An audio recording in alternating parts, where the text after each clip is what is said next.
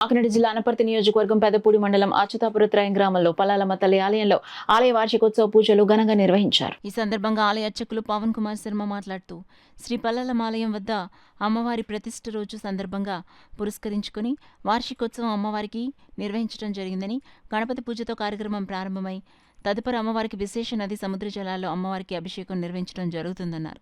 ఈ కార్యక్రమంలో ఆలయ కమిటీ సభ్యులు అధిక సంఖ్యలో మహిళలు పాల్గొన్నారు. అచ్యుతాపురత్రాయ గ్రామంలో శ్రీ శ్రీ శ్రీ పల్లాలమ్మ తల్లి ఆలయం వద్ద నేడు అమ్మవారి ప్రతిష్ఠ రోజు భాగంగా పురస్కరించుకుని అమ్మవారి వార్షికోత్సవం చేస్తూ ఉన్నాము. ముందుగా ఉదయం గణపతి పూజతో ఈ యొక్క కార్యక్రమం ప్రారంభమైంది. తదుపరి పుణ్యాహవచనము, తరువాత రక్షాబంధన ధారణ, తరువాత వత్సహిత గోదేవతా పూజా కార్యక్రమం చేశాము. తదుపరి అమ్మవారికి విశేష నదీ జలాలతో సముద్ర జలాలతో అమ్మవారికి అభిషేక కార్యక్రమం చేస్తూ ఉన్నాము. మహిళలందరూ కూడా తండోపదండాలుగా వచ్చి యొక్క కార్యక్రమాన్నంతా కూడా దిగ్విజయంగా జరిపించారు.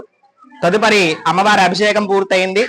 ఇప్పుడు అమ్మవారికి హోమాధికాలు మూల మంత్రాలతోనూ అమ్మవారి లలితా సహస్రనామ స్తోత్రాలతోనూ అమ్మవారికి శ్రీ సూక్త దుర్గా సూక్తాలతో అమ్మవారికి హోమాది కార్యక్రమాలని కూడా జరుగుతున్నాయి. తదుపరి పూర్ణాహుతి కార్యక్రమం జరుగుతుంది.